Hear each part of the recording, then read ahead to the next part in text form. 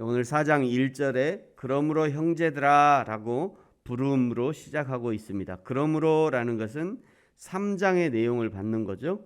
디모데가 너희에게 가서 너희의 믿음을 굳건하게 세워주었고 믿음으로 행하는 데살로니가 교인들에 대한 보고가 우리를 너무도 기쁘게 했다. 우리가 너희를 위로해야 하는데 너희들이 믿음으로 잘 살고 있다는 소식을 들으니 우리가 더 위로가 된다. 그러므로 이런 의미입니다. 지금 바울은 아주 조심스럽게 한 가지 권면을 하려고 지금 말을 시작하고 있는 겁니다. 그것이 1절이죠. 그러므로 형제들아 우리가 끝으로 주 예수 안에서 너희에게 구하고 권면하노니 너희가 마땅히 어떻게 행하며 하나님을 기쁘시게 할 수 있는지를 우리에게 배웠으니 곧 너희가 행하는 바라 더욱 많이 힘쓰라. 이걸 하고 싶은 거예요. 사실은 더욱 많이 힘쓰라. 이미 1장에서 데살로니가 교인들에게 있었던 믿음의 역사, 사랑의 수고, 소망의 인내를 말하는 것이죠. 이미 너희들이 그 비밀을 알고 그렇게 살고 있으니 그것을 더욱 많이 힘쓰라는 것입니다. 고난과 핍박을 피할 수 있는 길을 알려주는 것이 아니라 오히려 그 속에 거하라고 말하고 있는 것이죠.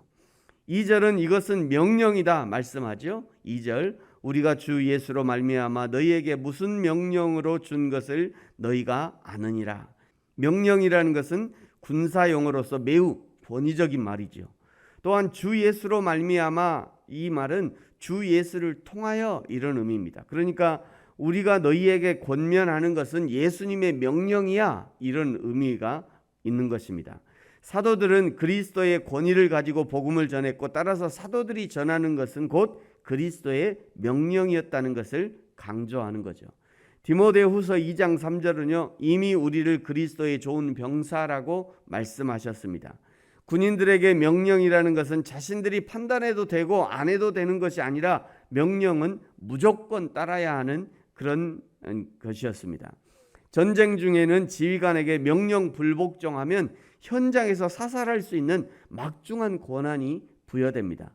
전쟁 중에 명령이라는 것은 적도 죽이지만 한 번의 불복종이 아군들을 죽일 수 있다는 매우 위중한 일이기 때문에 지휘관에게는요 명령에 불복종하는 자를 사살할 수 있는 그런 권한까지 주어지는 것입니다.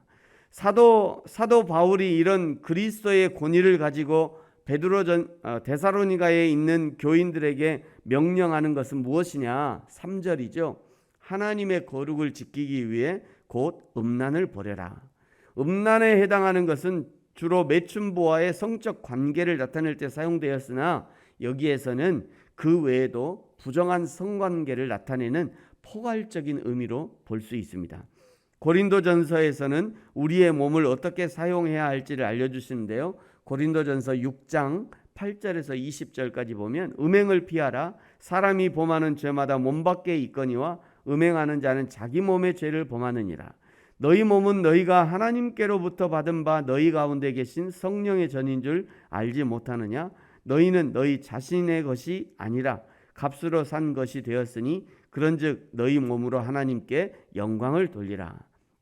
바울은 복음이 이교도 지역에 들어갈 때 음행과 같은 악습을 단호히 배격해야 한다고 믿었던 것이죠. 이것을 위해서 4절에 거룩함과 존귀함으로 자기 아내를 대하라. 5절 이방인과 같이 세욕을 따르지 말라. 6절 분수를 넘어서 형제를 해하지 말라. 자신의 아내라고 해서 정해준 이 경계를 넘지 말라는 것입니다. 아내를 대할 때 성적 범죄를 하듯 해서는 안 된다는 말인 거죠. 주께서 신원하신다라는 것은 이 모든 것을 하나님이 판단하신다는 의미입니다.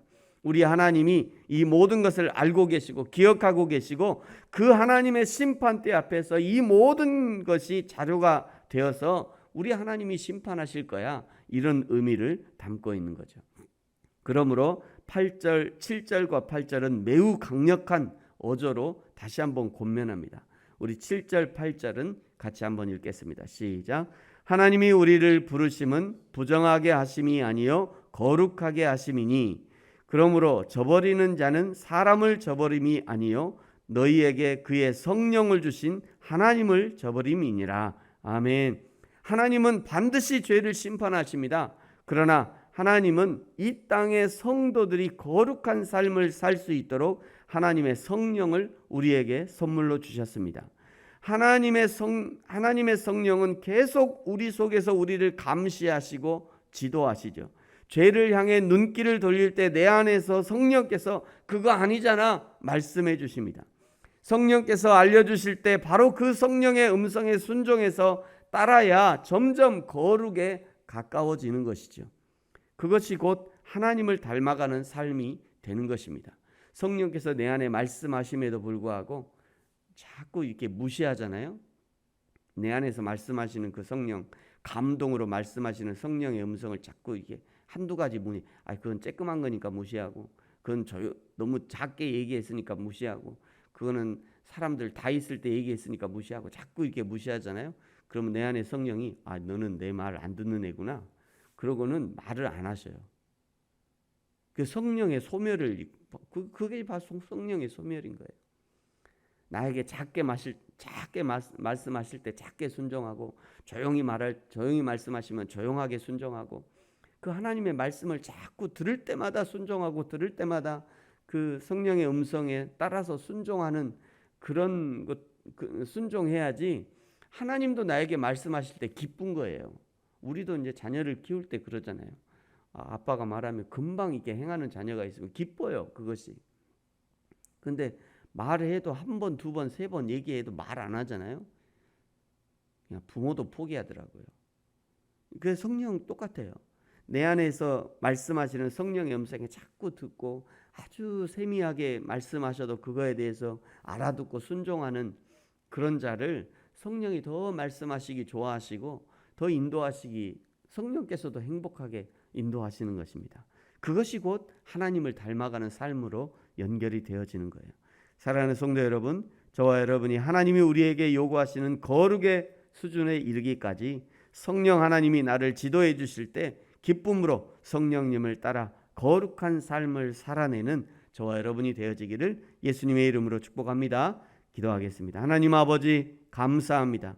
성령님 내 안에서 거룩한 삶으로 인도하실 때 믿음으로 순종하여 성령 하나님의 인도하심에 순종하게 하시고 기쁨으로 거룩의 길을 갈 수 있도록 축복하여 주옵소서. 하나님, 지난 한 주간 새벽에 예배하면서 하나님 앞에 귀한 예물로 드립니다. 귀한 시간으로 헌신하여 드렸습니다. 하나님, 이 몸을 가지고 주 앞에 예배하며 주 앞에 드렸습니다. 하나님, 예물과 함께 드리는 우리의 마음과 몸의 기도도 함께 들으시고 우리의 마음을 받으시고 기도에 응답하셔서 하나님을 기쁘시게 하는 인생, 가장 좋은 길로 인도하여 주옵소서. 감사합니다. 예수님의 이름으로 기도합니다. 아멘. 하늘에 계신 우리 아버지요,